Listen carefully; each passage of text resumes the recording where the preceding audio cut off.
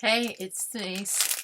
Um, just an update of what Patrick and I are up to now that I've lost count of how many days are we stuck home now. His school district closed last Monday, so it's a little over a week, and I got home the Friday before that. So we've been home, I've been home just 3 days short of 2 weeks. So fingers crossed, no symptoms yet. And the news changes from week to week, day to day, actually, as they are learning more. Initially, it was, they thought it could be a 14 to, I heard even up to 20 day between exposure and symptoms. Now they're saying it seems to be much more like in the 3 to 7 or 8 days, which certainly is better. The quicker people show symptoms, the less likely if they are to wander around for a long time, spreading it before they realize they're sick. And then on the other end, I saw when initially they were saying, oh, once your fever's gone for 24 hours, you're not contagious. Now they're saying they've had people who are shedding virus and otherwise, in other words, I don't edit. You hear all my mistakes. Shedding virus for 20 to 30 days in some of the more extreme cases. So not only while they're sick, but even as they seem to be recovering, and they don't seem to know why, but certain individuals stay contagious longer than other people. They're learning new stuff every day, so I guess, you can't fault them for the information changing. Anyway, so the CDC is your best place, as far as I'm concerned, to get updated information. And let's get on to what we've been doing. So I did spend a little time. I did get some seeds that I ordered. So I spent a little time thinking about what of those things I might be able to plant in an aero garden, hydroponic setup, versus which things I would have to try to grow like in a bucket with soil or a soil substitute. And of course I'm sitting here with my own personal, it might as well be heroin. It is my snack crack, which would be Harry and David's Moose Munch.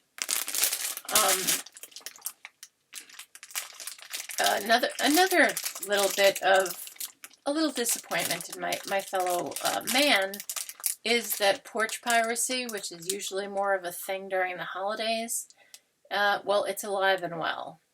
And if you're not familiar, porch piracy is when people follow mail trucks and UPS and FedEx and other deliveries and basically steal packages that are left out.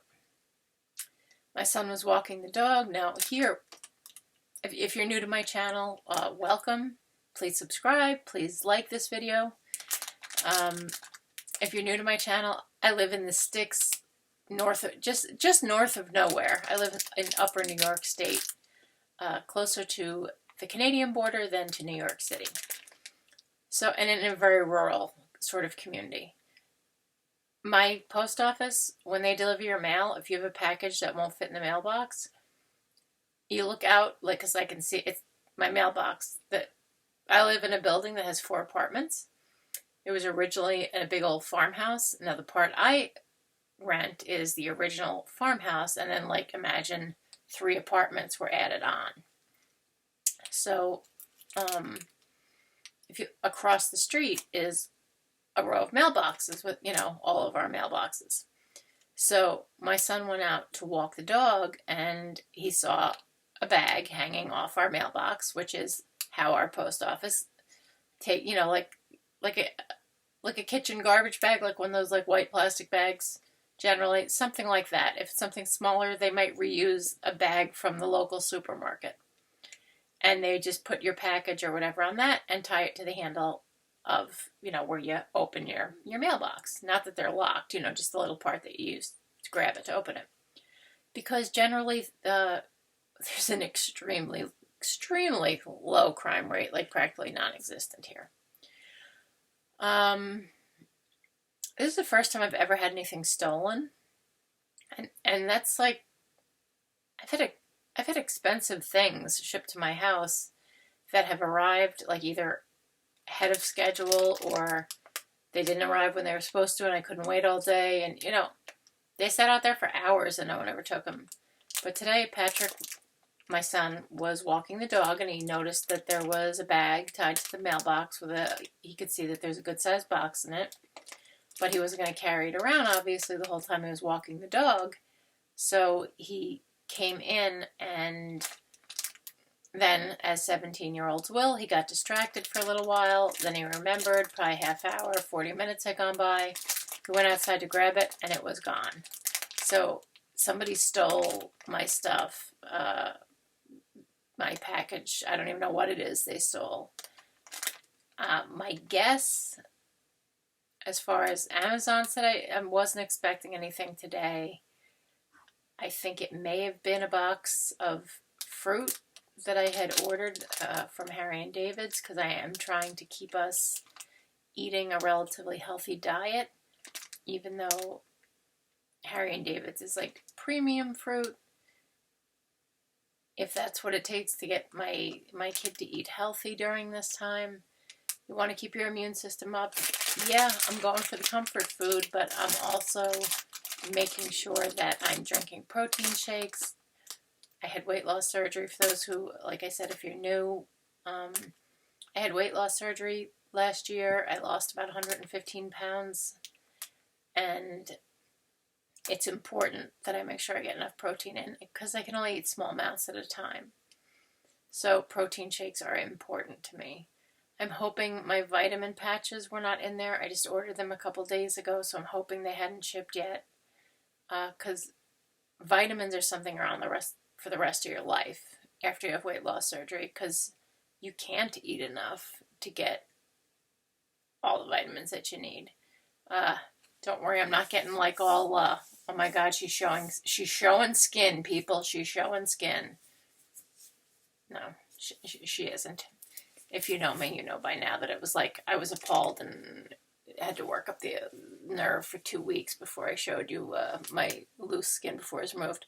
See that patch? That's all my vitamins for the day. I put it on in the morning. I take it off in the evening. That takes the place of, if you've ever looked at what someone has to take vitamin-wise after they've had weight loss surgery, they take much higher potency vitamins than, say, your average one-a-day vitamin that someone who hasn't had weight loss surgery would normally take. So if I recall correctly, it was 2 multivitamins a day, at different times of day with around food, because vitamins, if they're absorbing through your stomach, they absorb better with food. Calcium twice a day, for most people, iron twice a day, vitamin D. Sometimes your calcium and vitamin D can be mixed, but like when I looked at it, it was like, this is like a part-time job trying to keep up with all these vitamins. And when you can take this one and don't take this one with that one. And if you've had weight loss surgery, you realize you can actually get full from taking your meds. So adding chewable vitamins to that, I was just like, and then under this long list of vitamins you need to take, then there was a line that said, or the patch. You would think for the convenience that this would be more expensive. It actually works out cheaper. It ends up being $15 a month, basically. It's $15 for a pack of 30 of them. Patch MD is the brand that I use. There is another brand, which I did use once by mistake. I ordered it from the Bariatric Pals website, and the ingredients were the same, and it worked the same. I just happen to stick with the Patch MD brand because that's what they sell at my doctor's office, so I know it's one that him and his nutritionists approve of. At the doctor's office, like I said, they actually sell them cheaper than the Patch MD website sells them. They're $15 at the doctor's office. They're $19 on the website of the company that makes them, plus shipping. But if you've ever used Honey, you know, the extension that looks for coupons when you go to checkout, I had Honey on, and I was on PatchMD checking out, and sure enough, Honey got me a 40% off. And the big advertised deal was 30% off that they had sent in the email, because I have ordered directly from them before. So Honey had an even better coupon. Instead of 30% off, they're 40% off. So even with shipping, they were coming out to $12 a piece instead of $15 a piece. And I don't have to drive 4 hours each way to get to my doctor's office, so I ordered 6. That would be 6 months worth of my vitamins, just in case it becomes difficult, shall we say, for whatever reason, to go to the area where there's far more cases of the virus currently than there is where I live. So I'm really hoping it's not them. Like I said, I just ordered them a couple days ago, so I'm hoping they didn't arrive. And they wouldn't be in a big box. My son said it looked like a pretty decent sized box in the plastic bag. So I'm thinking it was the Harry and David's fruit and cheese. Can't be 100% sure though, because I didn't get to see it before it got stolen. I called my post office. You know, like I said, I live in a real small town. The guy who answered by first name, you know, it was like, hey, it's Denise, and said my address, and you know who I was right away. I told him what had happened, you know, to please at this point hold on to my packages. Just leave me that little, you know, peach-colored slip they leave you if you have a package you need to pick up at the post office. You know, I said, the porch pirates are back, and they're taking advantage of the fact that people are getting much-needed supplies shipped to them because they can't get them locally. At first, I was absolutely panicked because I am, again, if you haven't watched my videos before, I was a nurse for 26 years, and I then had a spinal cord injury. You can, well, in this light, you really can't see it. In normal light, you can really see it. There's a scar right there, where they had to go in and basically take apart and put back together the bones in my neck. Unfortunately, the damage to the cord was done, and it was a career ender.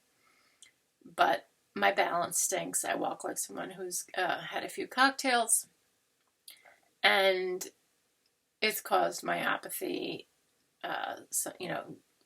destruction of some of the muscles, because none of the muscle groups, nothing from here down gets the normal signal that it used to get. So that does atrophy your muscles. Even though I'm up and walking around doing stuff every day, there's lots of muscle. I was like athletic. I rode horses from the time I was 10 years old, and I'm 51. I actually had to give away my horses, who I had raised for 8 years from the time they were babies, from weanlings. This past summer, I had to give them away because I was not physically able to take care of them, and I became single, so I didn't have someone to help me take care of them. And fortunately, and if the people who took them see this, I hope they know how very grateful I am, because my babies, it was bad enough they were losing their home, the only place I'm sure they remember living, because they've been here since they were weanlings, and they lost their mama, they lost their person, so I did not want them to lose each other. I'm sure they don't remember life before each other. So they are together, and for that I will be eternally grateful to the people who have them, who promised me that they will stay together. But my point is, like, I'm someone who's physically active. You know, people are like, oh, you can stop the muscle loss by being active. You can't if the muscles that are still getting a signal from my brain to engage, yeah, those muscles work. But a good percentage of each, muscle bundle, if I take the loose skin here, which is all that's left, really, after the amount of weight I've lost, you can see how skinny. And considering that I do have a big frame. When people say they're large framed, I think a lot of people think that's just a euphemism for fat. It's not. Some of us are skeletons you couldn't fit into a size 6. I'm one of those people. So this is bone. You see, like, nothing's giving when I squeeze there. There's barely anything. And this is, of course, the flabby, this part is flabby empty skin, which insurance does not pay to get rid of. Luckily I had my loose skin on my stomach removed February 26th, so almost a month ago. And, now that they're not doing elective surgical cases, I am lucky that mine was able to be done before this all really hit the fan. So today, let's get back to more positive, more happy sounding topics. The back of my hair, I know it's doing weird things. I did take a nap. I just feel, and this is normal. I feel like if people see me or Patrick sneezing, they're going to be like, get away from us. We both have spring allergies. Now, granted, it snowed yesterday, and until, I guess they said it was supposed to stop around 2 or 3 in the morning, last night. So we had considerable snow on the ground again this morning. My car was completely buried. But for the couple days prior to that, it was warm. And my basement is in a constant state in the spring as soon as the snow just piles up all winter. It rarely gets warm enough for us to have it all melt to go away and then start over again. Once it starts snowing here, the snow just with each storm gets higher and higher and higher, and very rarely does it warm up to the point that it's gone and you're starting over from visible grass. So all spring my basement is wet. My son and I are both allergic to mold. Now I keep the door to the basement closed. It's not considered that we rent the basement, but to access, like for me to go check my oil tank to see if I need a heating oil delivery, got to go down to the basement and check the tank. So I'm living above something moldy, and mold is something my son and I are both allergic to. So it is not uncommon for us to, especially if we had to open the basement door and go down and check, for the rest of the day for both of us to be a little on the sneezy side. In today's environment, if you sneeze, everybody automatically assumes you've got the coronavirus. So I felt like it was just as well that we're staying home and not doing anything. What we did do, I had Amazon ordered. Does that make sense? Ordered from Amazon some coconut coir. That would be COAR to anyone who's not familiar with it. It is a soilless substitute for as a growing medium. It comes in these very compressed blocks. The ones I got 2 11-pound blocks, and they are, when you add water to them, they just start expanding, like seriously expanding. And so that's what's going on in my bathtub. Not loose in my bathtub, but I have a big one of those like totes, like you'd store a bunch of stuff in. I have a big plastic one of those that I put the 2 of them in, and then realized like they had puffed up to basically it was almost full. But you could scratch the top off them, and it was like nicely flaking off at like dry, I would say soil, but it's not soil. It's the fiber from the shell of the coconut that's been ground up, shredded and ground, and whatever they do to it.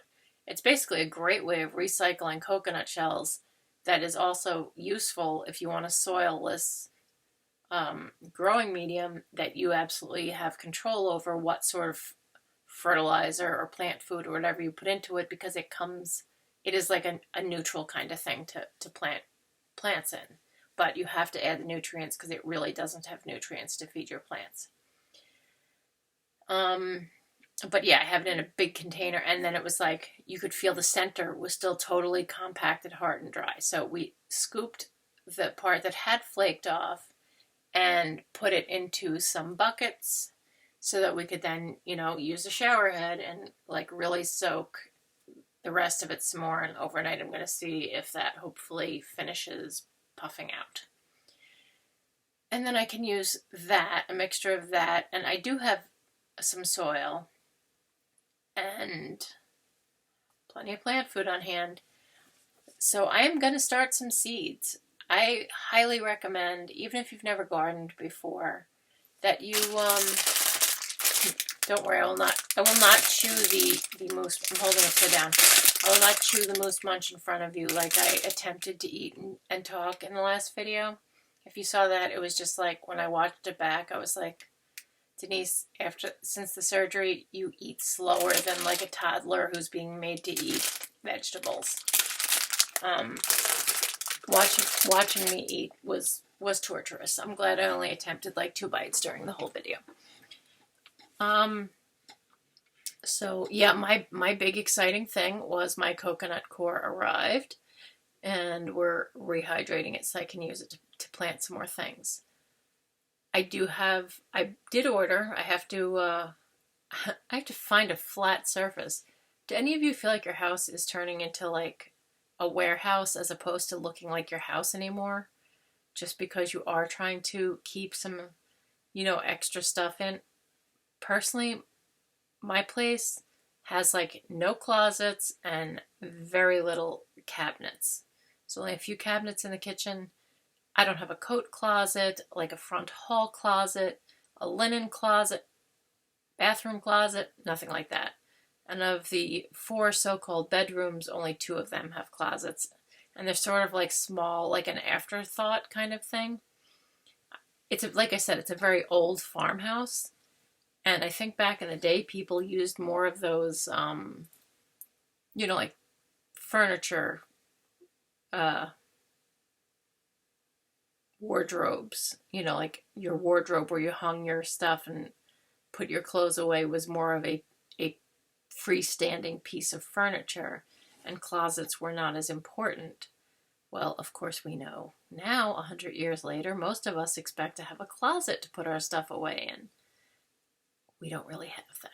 And like I said, no linen closet, no coat closet, no. So storage space here really is at a premium. I feel like every flat surface needs to be cleaned off because it's driving me crazy. And of course, this is during the time I'm almost 1 month into my 2 months of not being allowed to lift anything. And that is from the abdominal surgery. And also because, during the first week of healing from the abdominal surgery, my left retina detached. And you're not supposed to do heavy lifting after they reattach your retina either. For the time that I was worried I was losing my vision, I was terrified. The fact that they did such a great job, and I have 20/20 vision back in that eye, which is what I started with. I feel absolutely blessed because that could have gone really, really badly. So, let's talk about gardening for a minute. And some of you are like, I don't garden. This might be the time to start. You could start small. You could start with just some herb seeds that you grow. They have them as kits, like at Dollar Tree. They have a tomato plant in a bucket. Of course, as it gets bigger, they sell it in like a little cutesy set, mostly to get kids interested in gardening, which is a good thing to get your kids interested in. Of course, if you want it to actually grow tomatoes for you, you're going to have to either plant it in the ground once it's warm enough, or if you are somewhere where it's already warm enough. Or you'd have to put it into a container, and while it's in the house, you have to have grow lights. And then once it's warm enough, transplant it into a large planter, and you can put it outside if you get sunshine. I think this is a year that we all have to think about, even if you haven't gardened before. Let's just think, and again, not saying this to be alarmist, saying it just to be prepared.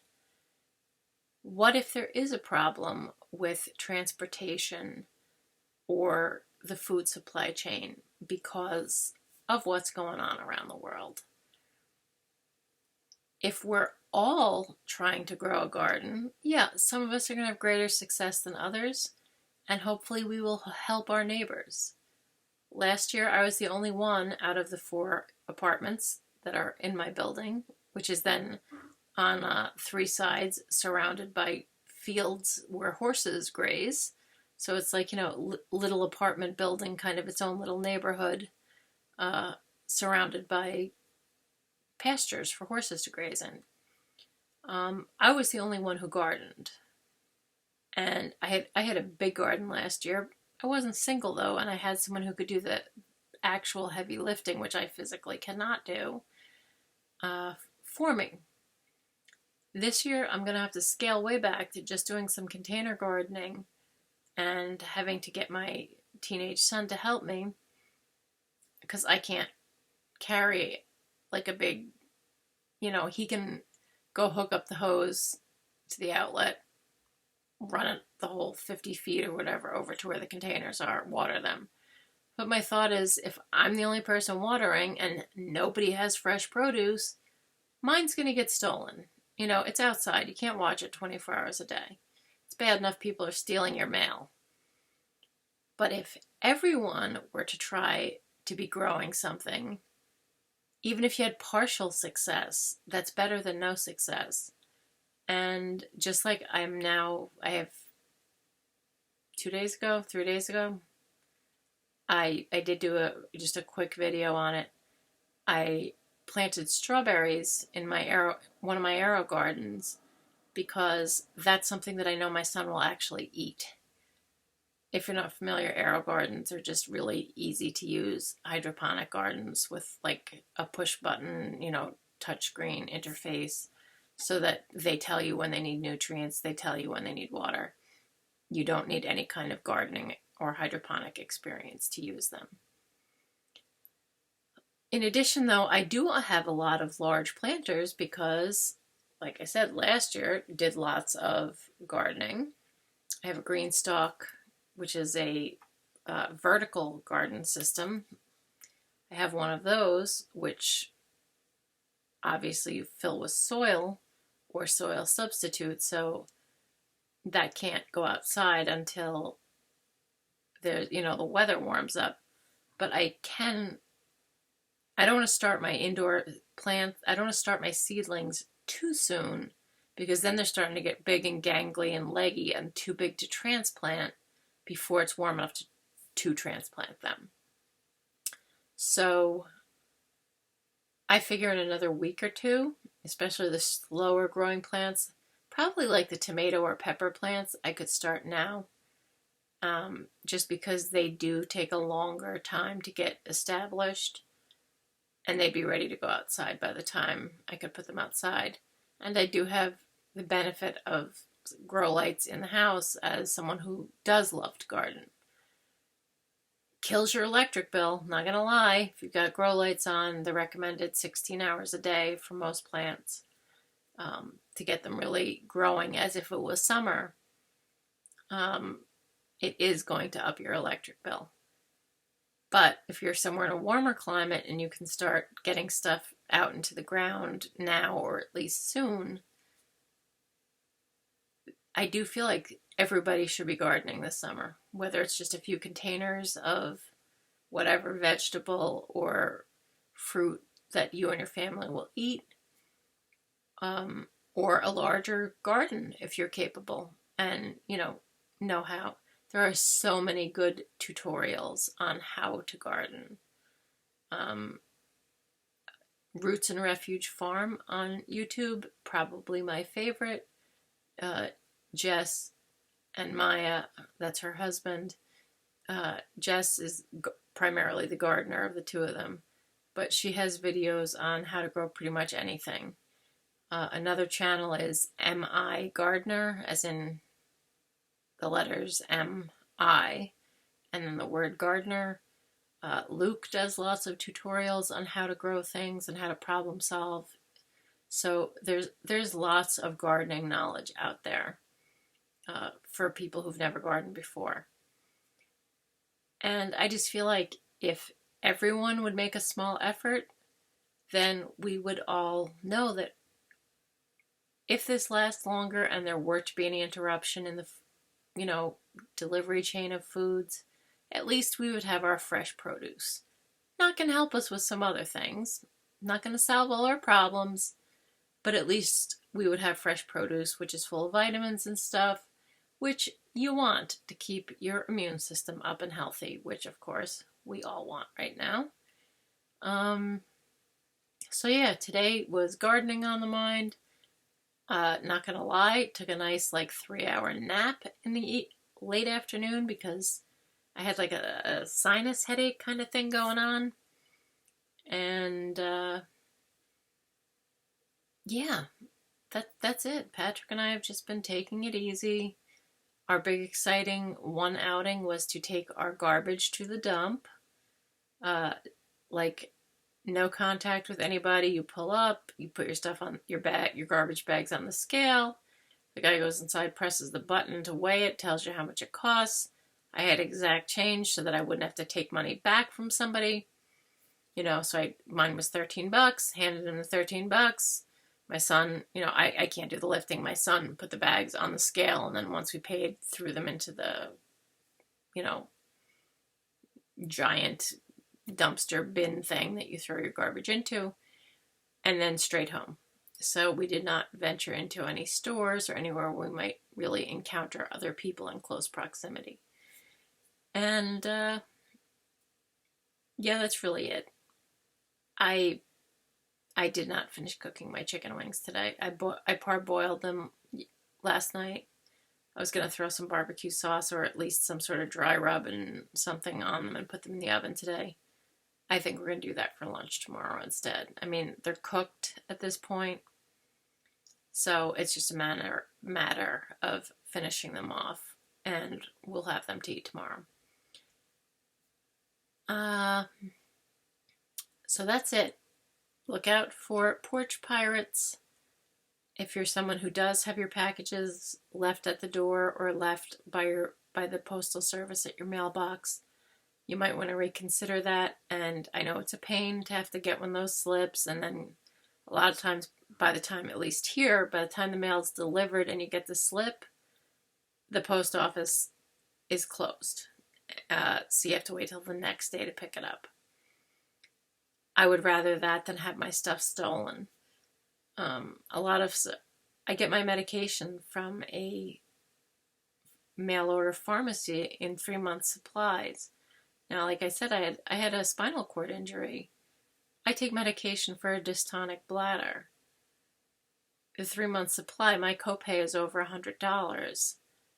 My insurance, I can't even imagine how much it would cost if they weren't kicking in their part.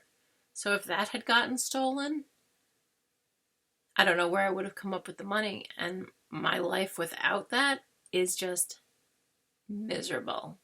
For any of you who've had a bladder infection, that's what it feels like for me when I'm not on the medication.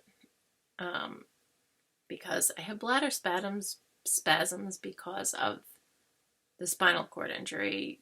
My bladder doesn't get the right signals. One pill twice a day takes care of it. If someone were to have stolen that out of my mailbox, I would be in trouble. So yeah, you might want to let your delivery people know not to leave your stuff and that you will come pick it up. Be safe. Try to keep yourselves entertained.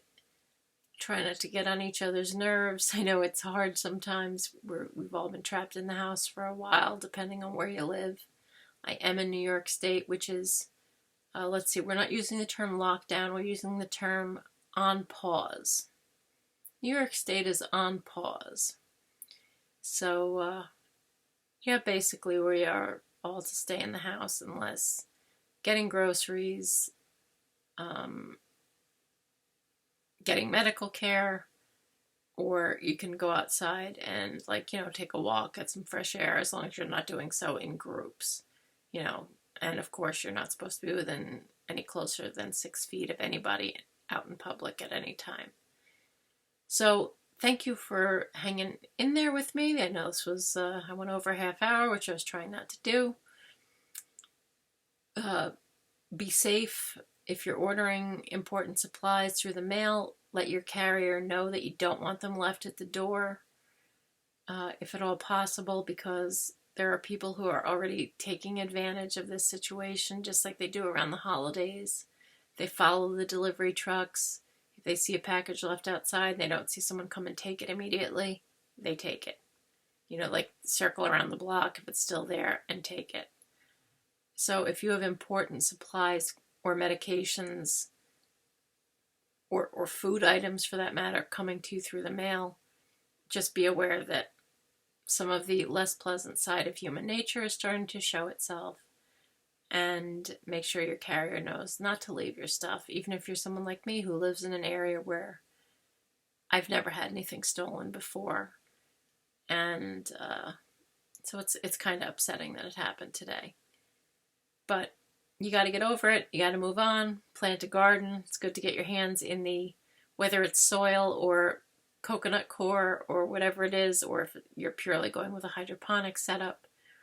It's good to get something green growing, and good for the soul, and potentially good for the nutrition by the time it matures. And hey, if you never took the time to learn to garden, what better time than now? Especially if you live somewhere where it's warm enough to get started right away. Anyway, I hope you're doing well. I thank you for taking the time to watch this video. I always appreciate that people take the time to watch. I know there are a million things to watch, and I appreciate that you take the time to listen to what I have to say.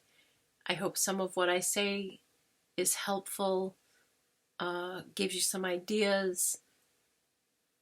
I know sometimes like unboxing videos and stuff are more interesting, but Baker Creek, which has an enormous selection of seeds, is still shipping. Their website is rareseeds.com, so check them out.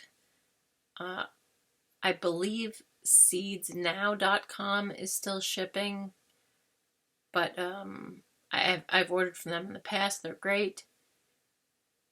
If you have some seeds left over from last year that you didn't use, don't throw those out.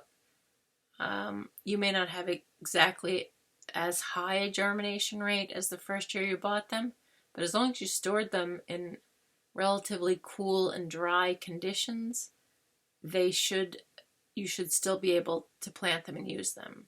Some people save seeds for years, and again, the germination rate may go down. You may have to plant a few more to get the same number of plants, but don't just throw them out and assume they're no good because they're from last year. Chances are they're probably still good.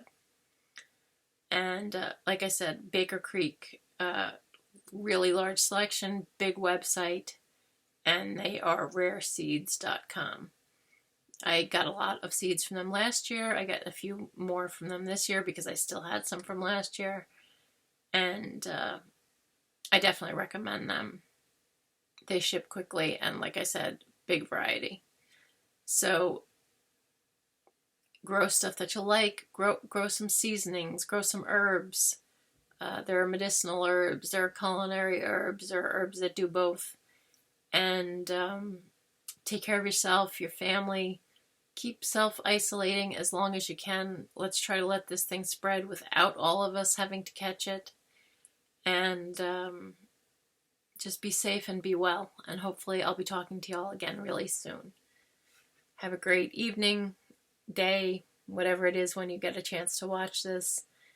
And keep yourself busy, entertained, and plant something.